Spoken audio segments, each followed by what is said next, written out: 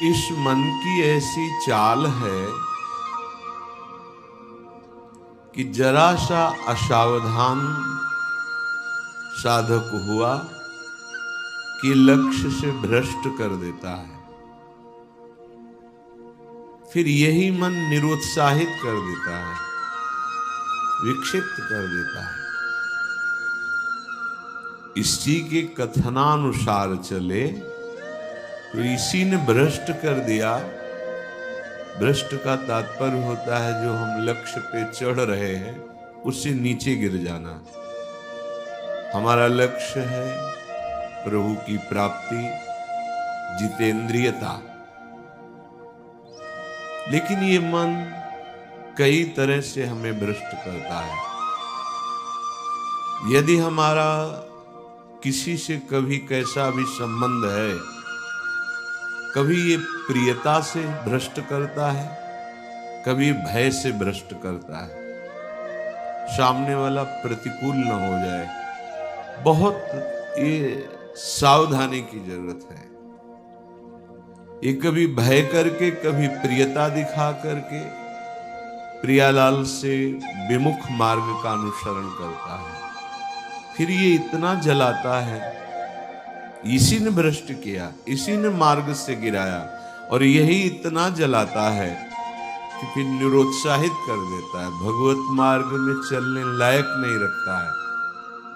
बहुत कृपा पात्र और सुजान उपासक वही है जो इस दुष्ट की दुष्टता को पहचानता रहे। बाहर कोई शत्रु नहीं है, बाहर कोई हमारा कुछ नहीं बिगाड़ सकता। हमारा बिगाड़ने के लिए पर्याप्त है हमारा मन। ये मन ही दुर्दशा करे, मन ही इतना नीचता किए हुए है कि हम बार बार शास्त्र की बात सुनते हैं, बार बार सतमार्ग पर चलने का उत्साह बनाते हैं, और ये दुष्ट ऐसी चेष्टा कराएगा, ऐसा संकल्प बनाएगा, फिर गिराकर निरुत्साहित कर देगा। जहां रति कर रहा है मन वहीं लगा देता है। निराश नहीं होना, इसकी चाल को पकड़ो। ये दो प्रकार से फंसाता है, प्रियता और भय से। बहुत मनन की हुई बात है। भयभीत तो होना मत, क्योंकि निश्चय कर लो कि मरना है। इससे ज्यादा भय क्या दे सकता है? हमारी इज्जत श्यामा श्याम है, इससे भी भयभीत मत हो।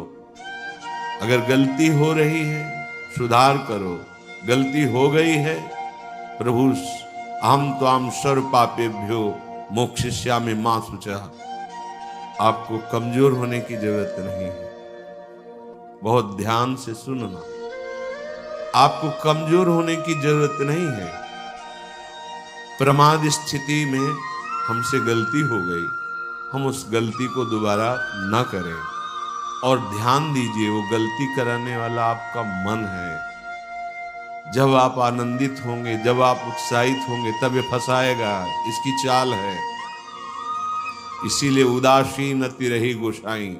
जो उदासीन रहता है उसकी नजर अपने मन पे रहती है, और जरा सी भी उन्मत्तता आई कि फिर मन जो है वो ऐसी जगह फंसाता है। इसलिए बचो। इस दुष्ट की चाल बहुत विचित्र है, और जहां ये पवित्र हो जाता है तो यही भगवत स्वरूप हो जाता है। इसके लिए निश्चय करना पड़ेगा। प्राण चाहे चले जाएं, अब हम न प्रियतावश न भयवश गलत नहीं करेंगे। इसे पकड़ो। श्रीपाद प्रबोधानंद जी कह रहे हैं, श्री राधिके त्वं यदि न प्रसीदेह सीदे मत्राप्य मुदि विजब्धी तदेश वृंदावन गात्मलोकः कृपा कटाक्षेण सदेक्षणीयः। यदि हम किशोरी जी को प्रसन्न नहीं कर पाए तो हम भारी कष्ट सहते हुए यहां शरीर छोड़ देंगे। श्रीपाद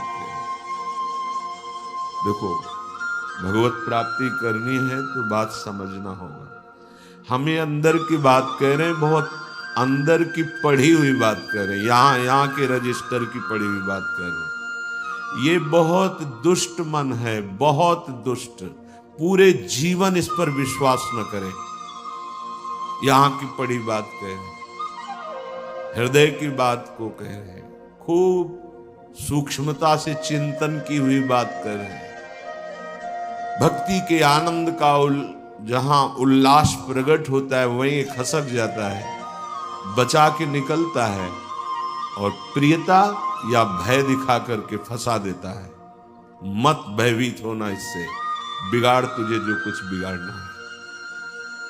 जो कुछ अब हो, अब गलत नहीं करेंगे, भयभीत मत होना।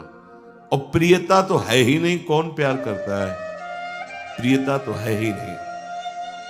ये केवल प्रियता का भाव दिखाकर हमें परम प्रियाजू से बिलक करना चाहता है।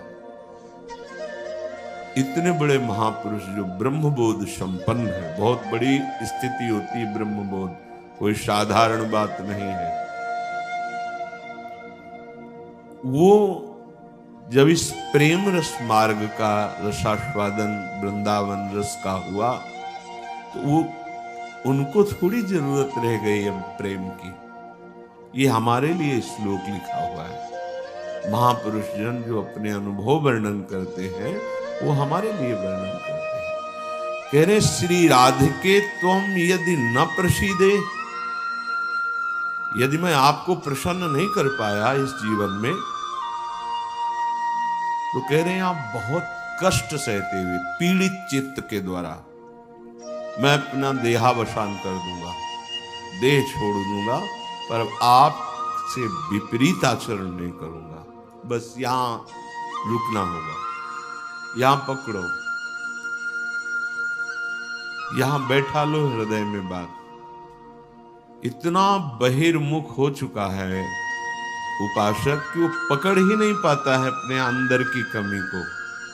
वो अंदर ही अंदर वो खोखला करके, निराश करके बस केवल जीने में लगा देता है। खाया पिया सोया खेला कूदा, समय कट रहा है, बढ़िया है। नहीं भाई, ये बहुत दुष्ट है मन। बार बार इसलिए कह रहे इस पर कभी विश्वास न करो। जब तक शरीर का होश है तब तक सबसे बड़ा दुश्मन हमारा मन है, दूसरा कोई दुश्मन नहीं। इस दुश्मन को देखते रहिए। ये 5 ज्ञानेंद्रियों को साथ लेकर हर समय हमारे पतन का प्लान करता रहता है, पतन का संकल्प बनाता रहता है। ये बहुत नीच उतर गया है।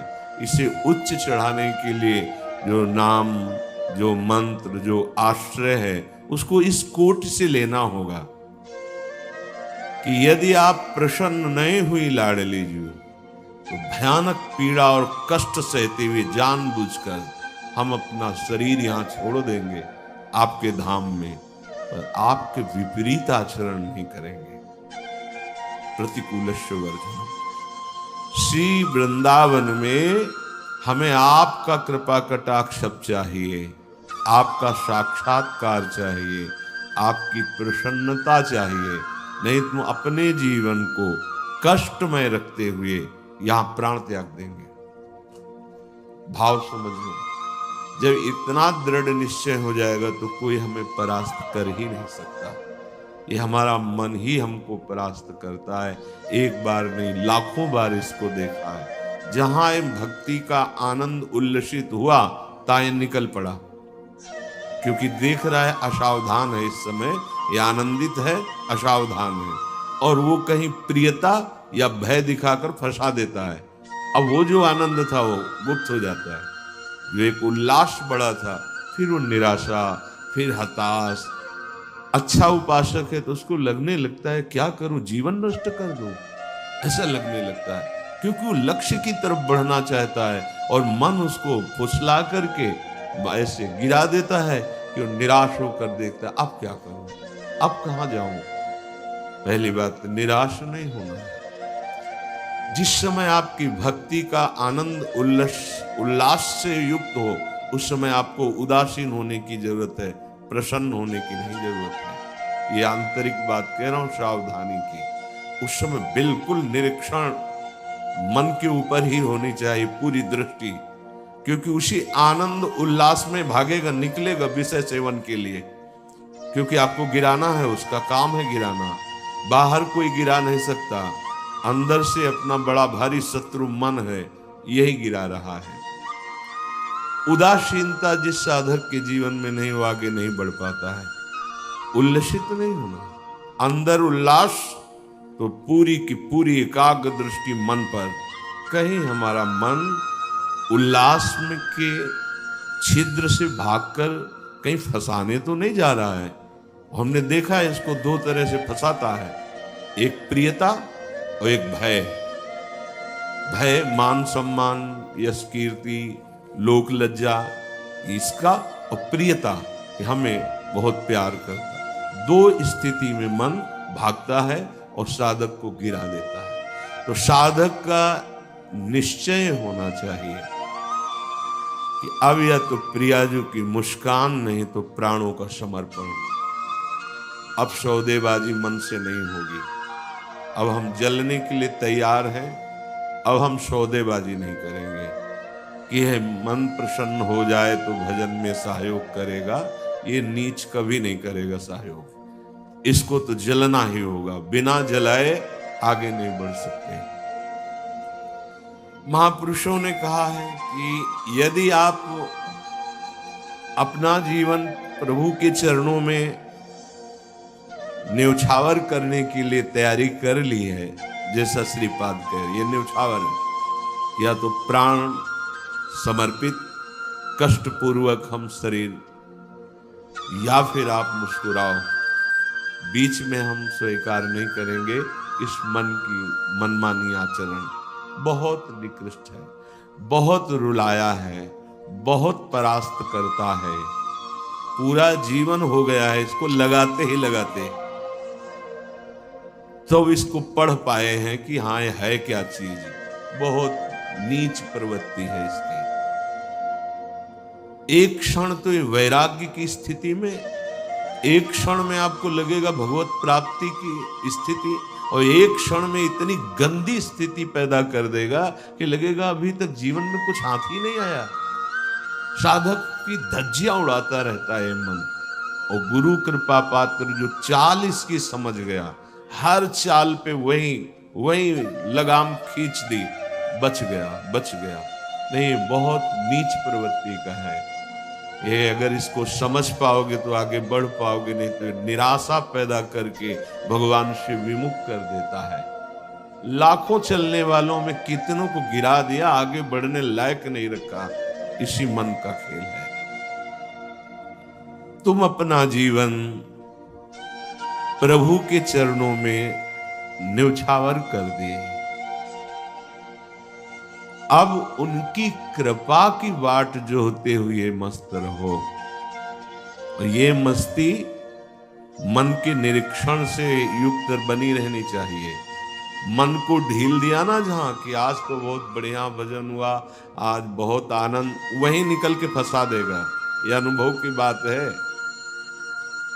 आनंद की उमगन में इसके निकलने के चांस होते हैं। वो उसी जब साधक आनंद उमगन में होता है तब वो निकल कर किसी विषय में उसे बांध देता और उस आनंद को खा गया। जो आनंद उल्लास था, अब वो पश्चाताप की आग जल रही है। अब फिर उसको लगता है इतने दिन मेहनत करने के बाद तो इतना हम चढ़ पाए थे, फिर मुझे गिरा दिया। फिर वो निराश होने लगता है। शोक, विषाद, दुख, क्लेश, कष्ट, संताप, भय, उद्वेग ये प्रदान करता रहता है। इसके सामग्री क्या है मन की? इसके अनुकूल चलोगे तो क्या देगा मन? कह रहे शोक पक्का, पर पकड़ में तो है नहीं। ये बहुत खिलाड़ी है, खेल करके और ऐसे तदात्म में बैठा है, तदात्म में, कि पीटोगे किसको? तदात्म, तुम्हें तदात्म कर लिया है, अब उसको दंड कहां से दोगे? दंड तो तब दे जब दृष्टा बने ना, वो तो तदात्म कर लिया है। अब जब कुछ नहीं समझ तो आज से भोजन नहीं करेंगे, उसमें कुछ फर्क नहीं पड़ना। वो इतना बलवान, उसको कोई फर्क नहीं पड़ना। तुम 10 दिन के बाद जब भोजन पाओगे तब तुम्हें वहां फिर खड़ा कर देगा, जाके जहां नहीं खड़ा होना चाहिए। ये सबसे बड़ा बंधन मन है। मन ही मोक्ष का कारण है, मन ही बंधन का कारण है।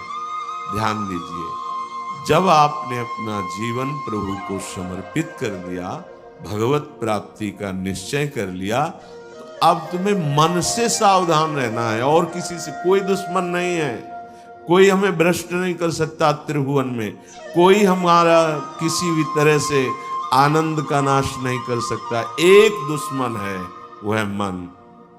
ये बहुत अनुभव की बात कहते हैं। जिसने मन पर सदैव निरीक्षण दृष्टि रखी, वो आगे बढ़ गया। और जो आनंद में, सम्मान में, प्रियता में, वाहवाही में चूक कर दिया, वहीं मन प्रवेश करके माया में आपको नष्ट कर देगा। लक्षण मन के पास क्या है खजाने में?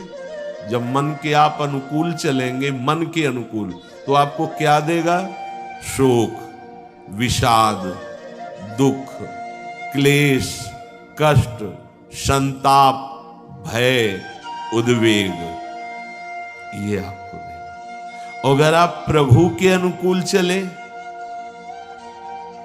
मन जितना आपको आकर्षित करे भोगों के, उसको डांट के उसकी बात ना सुनकर प्रभु के अनुकूल चले, तो इनमें से कोई भी दोष आपके अंदर नहीं रह जाएगा।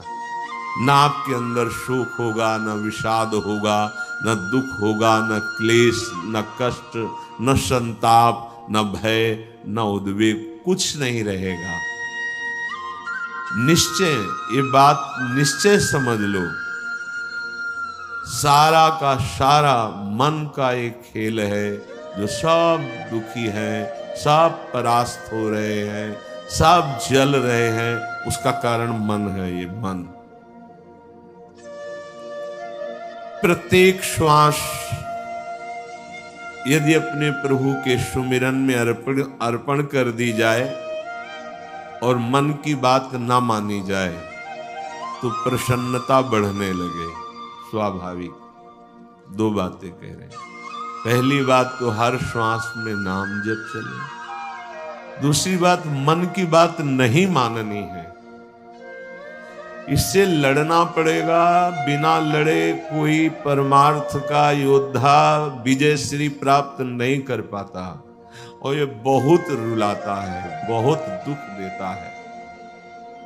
यही प्रतिकूल हो जाता है। पहले फुसलाएगा आपको, तन्मय करेगा, इसे छू लेते हैं, इसे देख लेते हैं, इसे भोग लेते हैं, बड़ा सुख मिलेगा।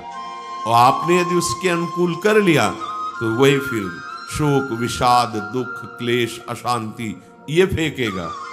अब तन्मयता में वो तुम्हारे बैठ गया है, तुम उसको अपने तन्मयता में ले लिए, तो अब बाहरी दृष्टि रहती है, चलो फिर आज से अन्न नहीं खाते, आज से मौन हो। कुछ फर्क इस पर नहीं पड़ेगा तुम्हारे मौन से, तुम्हारे अन्न त्याग से। इस पर एक बात केवल, इसकी बात माननी नहीं है, बस। हम ये सब करके देखे हैं। कई वर्ष अन्न जुबान में नहीं, आलू गुड़ जो मिला गांव, कुछ फर्क इस पे नहीं पड़ता। ये सब करके देखा है। बस चतुर सावधान वही जो हर श्वास नाम जप करके इसके खिलाफ रहता है। अब देख लो इसकी खिलाफत करना कितना कठिन बात है। मनोवेग है ये। इस वेग को जो सह गया उसको महात्मा, टूट गया वही दुरात्मा बना देता है। बहुत निंदनीय आचरणों से युक्त है मन।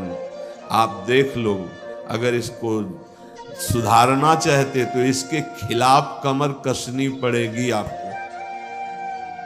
जबरदस्ती इसको भजन में लगाना पड़ेगा और इसकी बात नहीं माननी होगी। नाम में बड़ी सामर्थ्य है। मतलब ये जो हम कह रहे हैं, अब कैसे तुम्हें स्थिति कैसे बताएं, ये बड़ी ऊंचाई से गिरा देता है मन। ये कोई छोटी मोटी शक्ति नहीं है मन। इंद्रियाणाम मनुष्यासु, ये भगवत स्वरूप है। ऐसा खेल रचा गया है माया का, ऐसा रचना रची गई कि अगर इसका सपोर्ट ना करो तो जीना मुश्किल है। ध्यान देकर देखो, सारा खेल तो इसी के अंतर्गत, और सपोर्ट करो तो जीना मुश्किल है। अब निकलो इस खेल से, निकलो तो परम पद मिल जाएगा। बस जिसने नाम जपा, हरिराम व्यास जी एक पद में कहते हैं, नियंता पतितन को हरि नाम। यही हमारे अंदर कमी हो रही है, इसीलिए हम हार रहे हैं मन से। हम इन सब बाहरी बातों को कोई महत्व नहीं देते। एक है, केवल एक, वही अनेक रूप रखकर तुम्हारे सामने आ रहा है, छुपा छुपी का खेल खेल रहा है। ये अगर मान सम्मान प्रतिष्ठा है, नाटक है माया का, कुछ इससे नहीं होने वाला। कोई इससे आत्म शांति नहीं प्राप्त होती, इससे आत्मानंद की अनुभूति नहीं होती। ये उपलब्धि ना मान ली जाए हाँ कि बहुत ऐसा, ये सब स्वप्न है, स्वप्न है। वो एक जादूगर विविध रूपों में आके कह रहा है, पहचान, अगर मेरे मार्ग का पथिक है तो पहचान, मैं तेरे सामने हूं। तो पहचानना तो भूल जाते हैं। अरे बहुत बड़ा सूक्ष्म खेल है। जीत गए तो ब्रह्मा भी नमस्कार करेंगे, ये ऐसा खेल है।